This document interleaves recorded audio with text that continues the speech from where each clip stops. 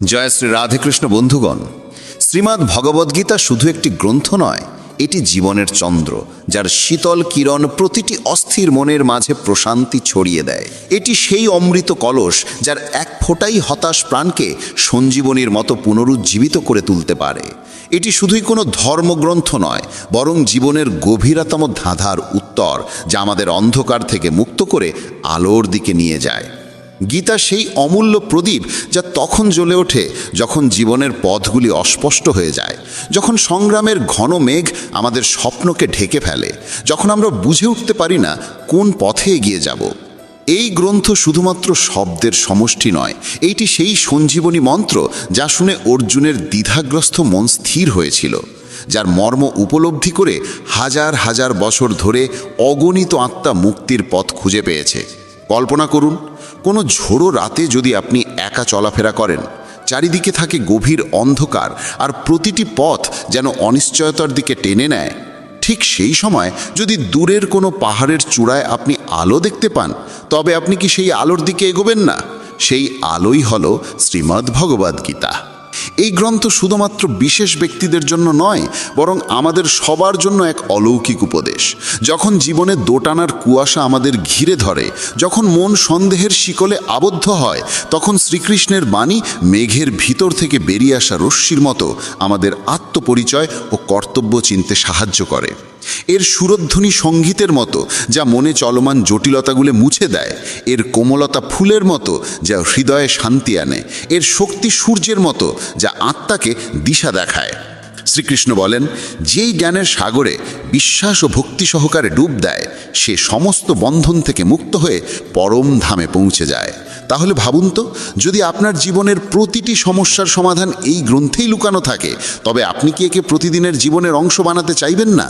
যেখানে গীতা থাকে সেখানে কৃপার বৃষ্টি নামে। যে ঘরে প্রতিদিন গীতার পাঠ হয়, সেই দরজা থেকে বিপদ নিজেই ফিরে যায়। দুর্ভাগ্য সেখানে প্রবেশ করতে পারে না। ভালোবাসা, শান্তি ও আনন্দ সেখানে নিরবচ্ছিন্ন প্রবাহিত হয়। গীতা শুধুই একটি বই নয়, এটি জীবনের সবচেয়ে সুরেলা সুরের রচনাও, যা প্রতিটি হৃদয়কে সুরে বেঁধে প্রতিটি আত্মাকে ভগবানের দিকে নিয়ে যায়। সুতরাং বন্ধুগণ, সিদ্ধান্ত আপনার। আপনি কি এই অমৃত পান করতে চান? আপনি কি এই অলৌকিক জ্ঞানকে গ্রহণ করে আপনার জীবনকে নতুন উচ্চতায় নিয়ে যেতে চান? কারণ যে একবার গীতাকে হৃদয়ে ধারণ করে, সে আর কখনো অন্ধকারে পথ হারায় না, সে সর্বদা জ্ঞানের আলোয় পথ চলে। আপনিও কি চান জীবনের সব সমস্যার সমাধান? আপনিও কি চান এমন এক অলৌকিক আলো যা সমস্ত অন্ধকার দূর করে দিতে পারে? তাহলে আসুন আমাদের সঙ্গে এই অনন্য যাত্রায় যোগ দিন। বন্ধুগণ, যখন কুরুক্ষেত্রের যুদ্ধ শুরু হতে চলেছে, তখন এক অনন্য ঘটনা ঘটল। অর্জুন, যিনি এক অসাধারণ তীরন্দাজ, অনন্য যোদ্ধা ও অপরাজেয় বীর, যখন দেখলেন তাঁরই ভাই, আত্মীয়, গুরু ও প্রিয়জনেরা তার সম্মুখে যুদ্ধক্ষেত্রে দাঁড়িয়ে, তখন তার মন অস্থির হয়ে উঠল, হৃদয়ে ভারাক্রান্ত হল, হাত কাঁপতে লাগল এবং তিনি তার অন্তরের যন্ত্রণা প্রিয় সখা শ্রীকৃষ্ণের সামনে প্রকাশ করলেন। অর্জুন অশ্রুভেজা চোখে শ্রীকৃষ্ণের দিকে চেয়ে বললেন, হে মাধব, এ কেমন যুদ্ধ? এখানে তো শত্রুমিত্রের ভেদ নেই। আমি তো নিজের লোকদের বিরুদ্ধেই দাঁড়িয়ে আছি। কিভাবে আমি আমার প্রিয় পিতামহ ভীষ্ম বা পূজনীয় গুরু দ্রোণাচার্যের প্রতি তীর ছুঁড়তে পারি? হে গোবিন্দ, এদের হত্যা করার চেয়ে বরং আমি ধনুক ফেলে দিয়ে ভিক্ষা করে জীবিকা নির্বাহ করব। আমার নিজের প্রিয়জনদের রক্তের বিনিময়ে অর্জিত রাজ্য, বিজয়, সুখ, এ কি আমার কাছে গ্রহণযোগ্য? অর্জুনের এই দোটানা ছিল না শুধুমাত্র তার একার। জীবনের কোনো না কোনো সময় আমরা সকলেই কোনো না কোনো কুরুক্ষেত্রে এসে দাঁড়াই, যেখানে আমাদেরও ঠিক করতে হয় কি করব আর কি করব না। অর্জুন কি পারবে এই সংকট থেকে বেরিয়ে আসতে? শ্রীকৃষ্ণ কি তাকে পথ দেখাবেন? এই মুহূর্তেই শুরু হলো শ্রীমদ্ ভগবদ্গীতার অলৌকিক উপদেশ, এক মহাসংলাপ যা যুগ যুগ ধরে সমগ্র মানবজাতির জন্য পথপ্রদর্শক হয়ে রয়েছে।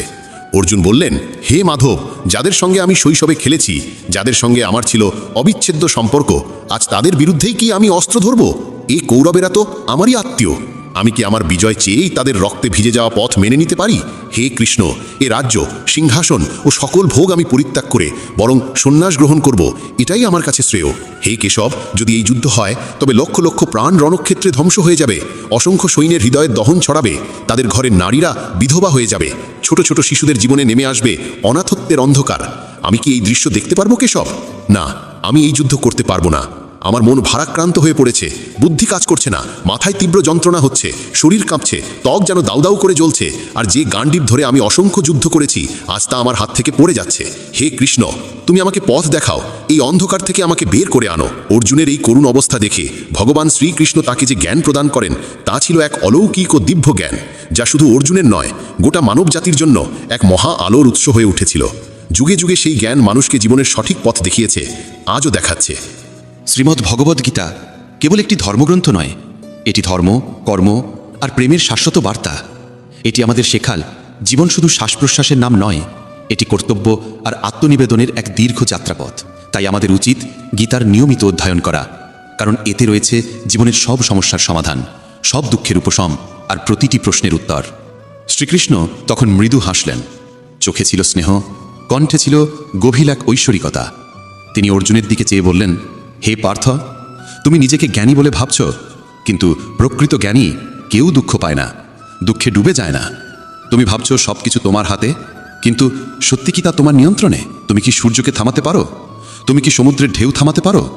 জন্ম আর মৃত্যু প্রকৃতির চিরন্তন নিয়ম, এ কেউ কেউ কখনো থামাতে পারেনি, ভবিষ্যতেও পারবে না। এই সব যোদ্ধারা তো আগেই আমার দ্বারা নিহত হয়েছে, তুমি তো শুধু এক মাধ্যম মাত্র। সুতরাং যে জ্ঞানী সে মৃত্যুকে নিয়ে শোক করে না, বরং নিজের কর্তব্য পালন করে। হে পার্থ, যা অতীত তা নিয়ে দুঃখ করো না, আর যা ভবিষ্যৎ তা নিয়ে চিন্তিত হয় না। যা হবার তা হবেই, আর যা হবার নয় তা কখনোই হবে না। যে ব্যক্তি এই সত্য বুঝে নিয়েছে তাকে কোনো চিন্তা কুরে কুরে খায় না, কোনো দুঃখ তাকে ভেঙে ফেলতে পারে না। যেমন চাঁদের শীতলতা দগ্ধ আত্মাকে শান্তি দেয়, তেমনি গীতার জ্ঞান জীবন থেকে দহন দূর করে শান্তি আনে। যদি এই জ্ঞানের অমৃত তোমার মনকে প্রশান্তি দিচ্ছে, তাহলে এই বার্তাটি ছড়িয়ে দাও, তাদের সঙ্গে ভাগ করে নাও যাদের আত্মা এই অমৃতের জন্য পিপাসিত। ভগবান শ্রীকৃষ্ণ বলেন, হে অর্জুন, তুমি ভাবছ কে তোমার আপন, কে পর, কিন্তু হে পার্থ, এই জগতে কেউ কারো আপন নয়, কেউ কারো পরও নয়। যে ব্যক্তি এই সত্য বুঝে নিয়েছে সেই প্রকৃত সুখ লাভ করে। একজন ক্ষত্রিয়ের ধর্ম হলো অধর্মের বিরুদ্ধে যুদ্ধ করা। যদি তুমি এই যুদ্ধ থেকে পালাও, তবে তোমার নাম চিরদিনের জন্য কলঙ্কিত হয়ে থাকবে। হে অর্জুন, এই মায়া, এই মোহ ত্যাগ করো, সংশয় দূর করো। সংশয় হচ্ছে পতনের মূল। তোমার কর্তব্য হচ্ছে ধর্মের রক্ষা করা, অধর্মের বিনাশ করা। যদি তুমি কর্তব্য থেকে সরে যাও, তবে জগৎ তোমাকে কাপুরুষ বলবে, এবং এর চেয়ে বড় অপমান আর কিচ্ছু নেই।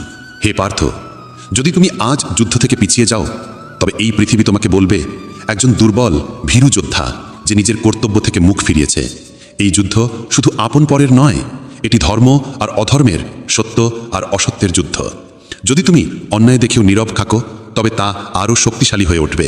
যে অন্যায় সহ্য করে সে ঠিক ততটাই অপরাধী যতটা অন্যায়কারী নিজে। তাই হে অর্জুন, তোমার এই মোহ ও মায়া বিসর্জন দাও, নিজ কর্তব্যে অবিচল থেকো, ধর্ম রক্ষার জন্য এই যুদ্ধ করো। কারণ ভগবান শ্রীকৃষ্ণ বলেন, এই পুরো জগৎই আমার মায়া, আমি সৃষ্টিকর্তা, আমিই রক্ষক, এবং আমি এই বিশ্ব ব্রহ্মাণ্ডের বিনাশকও। আমি অতীত, ভবিষ্যৎ এবং বর্তমান সবই জানি, কিন্তু এই পৃথিবীতে কেউই আমাকে সম্পূর্ণরূপে জানে না। হে পার্থক, যেমন কোনো প্রদীপের আলো অন্ধকারে ঝলমল করে, তেমনি সত্য সমস্ত অন্ধকারে দীপ্তি ছড়ায়। সত্যকে কেউ ধ্বংস করতে পারে না, তাই মানুষকে সবসময় সত্যের পথেই চলা উচিত।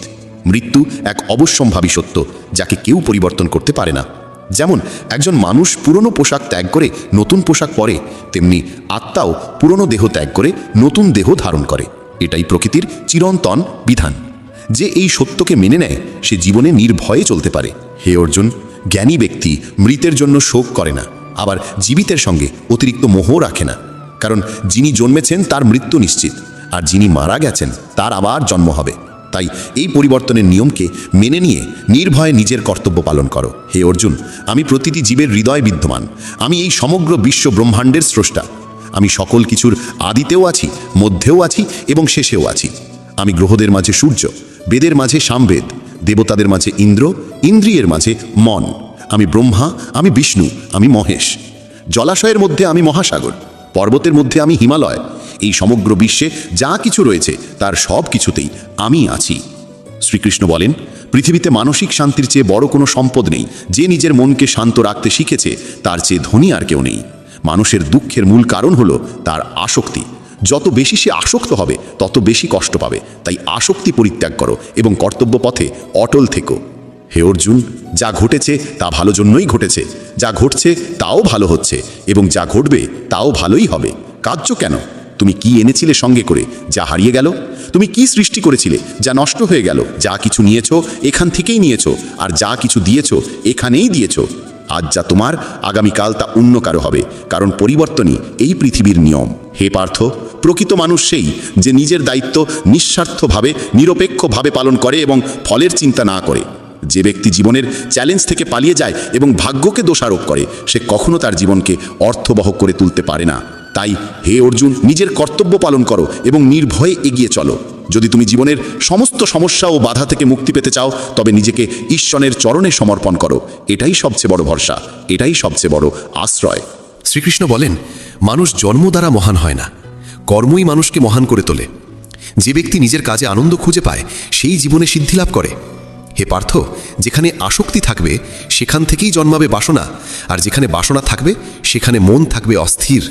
তাই যে ব্যক্তি সংশয়ে ডুবে থাকে, সে না এই জীবনে শান্তি পায় না পরজীবনে। যে নিজের মনকে নিয়ন্ত্রণ করতে পারে না, সে নিজেকেই নিজের সবচেয়ে বড় শত্রু বানায়। অস্থির মনের ওপর নিয়ন্ত্রণ লাভ কঠিন, কিন্তু একনিষ্ঠ সাধনার মাধ্যমে তা সম্ভব। হে অর্জুন, যেমন এই পৃথিবীতে রথ পরিবর্তিত হয়, কখনো বসন্ত, কখনো গ্রীষ্ম, কখনো শীত, তেমনি জীবনে সুখ দুঃখ আসতেই থাকবে। এদের ভয় না পেয়ে সহজভাবে গ্রহণ করাই উচিত। মনে রেখো, কেউই সময়ের আগে বা ভাগ্যের চেয়ে বেশি কিছু পায় না।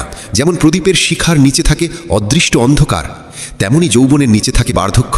শক্তির আড়ালে থাকে দুর্বলতা, কিন্তু অহংকারের কারণে মানুষ তা দেখতে পায় না। তোমার কি কখনো এমন অভিজ্ঞতা হয়েছে যেখানে জীবন হঠাৎ থেমে যেতে বাধ্য করেছে? যদি হ্যাঁ হয়, তাহলে কমেন্ট বক্সে জয় শ্রী রাধে কৃষ্ণ লিখে জানাও। শ্রীকৃষ্ণের কোন উক্তি তোমার সবচেয়ে প্রিয়? কোন উপদেশ তোমার জীবনকে সবচেয়ে বেশি অনুপ্রাণিত করে? তোমার একটি বাক্য কারুর জীবনের আলো হয়ে উঠতে পারে। মানুষের মন তাকে তার জীবনব্যাপী এক অদৃশ্য জালে বেঁধে রাখে। সে মানুষকে তার নিজের চিন্তার দড়িতে বেঁধে এখানে ওখানে নাচিয়ে বেড়ায়।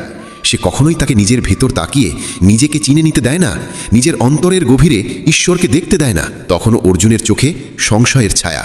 সে বলল, হে কেশব, আপনি বলেন আত্মা চিরন্তন এবং অবিনাশী।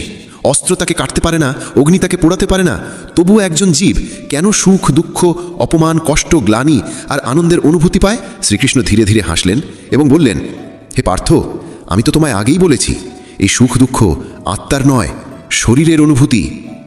অর্জুন তবুও সন্তুষ্ট হতে পারল না। সে আবার বলল, কিন্তু হে মাধব, শরীর যদি অস্ত্রে বিদ্ধ হয়, দগ্ধ হয় বা কারো দ্বারা আহত হয়, তাহলে যে যন্ত্রণার অনুভূতি হয় তা তো শরীরের। কিন্তু যদি কেউ অপমান করে, কেউ অবহেলা করে, যে ভেতরে দহন হয়, সেই বেদনা তো আত্মাই অনুভব করে, তাই না? শ্রীকৃষ্ণ বললেন, না পার্থ, এটাও আত্মার কাজ নয়। যশ অপযশ, সম্মান অপমান, লাভ ক্ষতি, বিজয়ের আনন্দ আর পরাজয়ের যন্ত্রণা, এই সমস্তই মনের ক্রীড়া। মনই এই সমস্তের উৎস। হে অর্জুন, মনে রেখো, মানুষের শরীরে একটি অদৃশ্য অঙ্গ রয়েছে, মন। এটি চোখে দেখা যায় না, কিন্তু এটাই সবচেয়ে শক্তিশালী এবং এর আত্মার সাথে কোনো সম্পর্ক নেই। মনই মানুষের সবচেয়ে বড় বন্ধু হতে পারে, আবার তার সবচেয়ে বড় শত্রুও হতে পারে। হে অর্জুন, এই শরীর তোমার রথের মতো, আত্মা তার মালিক আর মন তার সারথি। কিন্তু যদি সারথি নিয়ন্ত্রণে না থাকে, তাহলে ইন্দ্রিয় নামক ঘোড়াগুলো তাকে যেদিকে খুশি টেনে নিয়ে যায়। যবনের উন্মত্ততায় এই চঞ্চল মন মানুষকে এই মিথ্যা মোহে ফেলে দেয় যে সে অপরাজেয়। মনে হয় সে সমস্ত বাধা পেরিয়ে যাবে, সকলকে নিজের পায়ে শুইয়ে দেবে, পুরো বিশ্ব যেন তার মুঠোয়। কিন্তু যখন শরীর নামক প্রদীপে যবনের শক্তির ঘি ফুরিয়ে যায়, যখন বল কমে আসে, চোখে অন্ধকার ঘনিয়ে আসে, তখন এই মনই আর্তনাদ করে ওঠে, আমি অসুস্থ, আমি কষ্টে আছি, আমি মরছি, আমাকে বাঁচাও। এই কান্নার নাটকও এই মনেরই কৌশল। এই মনই মানুষকে অহংকারে ভরিয়ে তোলে, তাকে বিভ্রান্ত করে রাখে। এই মনের হাতেই আছে মায়া আর মোহের এমন জাল, যা ধীরে ধীরে একজন মানুষের জীবনকে নষ্ট করে দেয়। সে ধীরে ধীরে আকাঙ্ক্ষায় জড়িয়ে পড়ে। সে শরীরের প্রতি, তার সুখ দুঃখের প্রতি আসক্ত হয়ে পড়ে। সে সুখ পেলে আনন্দে গায়, আর দুঃখ পেলে বিষাদের সুর তোলে। নিজের কষ্ট অন্যকে বলে, তাদেরও দুঃখী করে, তবেই সে শান্তি পায়। হে অর্জুন, যে এই মনকে নিয়ন্ত্রণ করতে পারে, সে নিজের অন্তর্দৃষ্টি খুলে ফেলতে পারে, আর সেখানেই সে স্পষ্ট দেখতে পায় ঈশ্বরের আলো। মানুষের তৈরি পথ ধরে সময় চলে না, বরং মানুষকেই সময়ের দেখানো পথে চলতে হয়। এটাই ভাগ্যের চিরন্তন সত্য। হে অর্জুন, জীবন কঠিন তখনই লাগে যখন আমরা পরিস্থিতি বদলাতে চাই নিজেকে বদলানোর বদলে। সময় প্রতিকূল হলে শান্তি হয় সবচেয়ে বড় অস্ত্র। যখন মন ভক্তিতে নিমগ্ন হয় তখন বুঝে নিতে হবে এটা তুমি ঈশ্বরকে বেছে নিয়েছো না, ঈশ্বরই তোমাকে বেছে নিয়েছেন। মানুষ কি বলছে তাতে কান দিও না। সূর্যের রশ্মি যতই তীব্র হোক না কেন, সমুদ্র কখনো শুকিয়ে যায় না। হে পার্থ, কর্মই শ্রেষ্ঠ ধর্ম। ভগবান শ্রীকৃষ্ণ অর্জুনকে বলেছিলেন, এই পৃথিবীতে মানুষ এসেছে কাজ করতে, এক মুহূর্তেও কর্ম ছাড়া থাকতে পারে না। যে জ্ঞানী ব্যক্তি নিজের কর্তব্য পালন করেন ফলের চিন্তা না করে, তিনিই প্রকৃত জ্ঞানী। হে অর্জুন, রাগ এমন একটি দ্বার যা মানুষকে সরাসরি নরকে নিয়ে যায়। রাগে একজন ব্যক্তি নিজের সবচেয়ে বড় শত্রু হয়ে ওঠে। ভগবান শ্রীকৃষ্ণ বলেন, হে পার্থ, রাগ থেকে দূরে থাকো। পরিস্থিতি যেমনই হোক না কেন, নিজেকে স্থির ও শান্ত রাখা হবে তোমার সবচেয়ে বড় বিজয়। এই দুনিয়া পরিবর্তনশীল। আজ যা তোমার তা কাল অন্যের ছিল, পরশু আবার অন্যের হবে। তুমি এসেছো শূন্য হাতে, ফিরেও যাবে শূন্য হাতে। হে পার্থ, মানুষের মন বাতাসের মতো চঞ্চল। এই মন মানুষকে আকাঙ্ক্ষা, ইচ্ছা ও কামনার দিকে টেনে নিয়ে যায়। কিন্তু যদি এই মনকে জয় করা যায়, তবে সাফল্য নিজেই এসে ধরা দেবে। যে ব্যক্তি নিজের মনকে নিয়ন্ত্রণে আনতে পারে, তার চিন্তার শক্তি এত প্রবল হয়ে ওঠে যে সে যা চায় তা অর্জন করতেই পারে। হে অর্জুন, যে ব্যক্তি নিজের মন জয় করতে পারে, সে জীবনের প্রতিটি সংগ্রামে জয়ী হয়। সে শুধু মনের অহেতুক কামনা, দুশ্চিন্তা থেকে মুক্তিই পায় না, নিজের লক্ষ্য সহজেই অর্জন করতে পারে। কিন্তু যদি তুমি মন নিয়ন্ত্রণে না রাখতে পারো, তাহলে এই মনই তোমার সবচেয়ে বড় শত্রু হয়ে উঠবে। সত্যি এক ভয়ঙ্কর শত্রু। যে ব্যক্তি সবসময় সন্দেহে ভোগে, সে কখনো শান্তি পায় না। কারণ অত্যাধিক সন্দেহে মনের শান্তি নষ্ট হয় এবং ধীরে ধীরে সে নিজেই নিজের সম্পর্কগুলো ধ্বংস করতে শুরু করে। হে পার্থ, মানুষের জীবন তার কর্মের ওপর নির্ভর করে। সে তার কর্মফলই পায়। যে সৎকর্ম করে সে সৎ ফল পায়, এবং যে দুষ্কর্ম করে তাকে দুঃখজনক ফল ভোগ করতেই হয়। তাই সর্বদা সৎকর্ম করো, কারণ এটাই তোমার শ্রেষ্ঠ ধর্ম। হে পার্থ, জানো কি মানুষের দুঃখের পেছনে কি কারণ আছে? প্রথম কারণ হলো, যখন কিছু নিজের ইচ্ছে মতো ঘটে তখন মানুষ বলে এটা ভগবানের কৃপা, কিন্তু যখন বিপরীত কিছু ঘটে তখন তারা দুঃখ পায়। এটি ভগবানের কৃপার এক অসম্পূর্ণ দৃষ্টিভঙ্গি। দ্বিতীয় কারণ হলো স্বার্থপরতা। আমরা অন্যের কি হচ্ছে তা দেখি না, শুধু নিজের লাভটাই দেখতে চাই। এই অহংকার ও স্বার্থপরতা মানুষের দুঃখের দ্বিতীয় বড় কারণ। তৃতীয় কারণ হলো, যা কিছু আমরা পেয়েছি তা হারানোর ভয় আমাদের প্রতিক্ষণে গ্রাস করে। যা আছে তা হারানোর আশঙ্কা, এবং যা পাইনি তা পাওয়ার চিন্তা। এই দুশ্চিন্তার চক্র কখনো থামে না। চতুর্থ কারণ হলো, আমরা যা করা উচিত তা না করে যা করা উচিত নয় তাই করি। এই অবিবেচনা ও অবহেলার অভ্যাস মানুষের দুঃখের চতুর্থ কারণ। পঞ্চম কারণ হলো, যখন কোথাও কিছু ভালো ঘটে তখন আমরা পুরো কৃতিত্বটা নিজের কাঁধে নিতে চাই। এই অহংকারই মানুষের সর্বাধিক কষ্টের কারণ।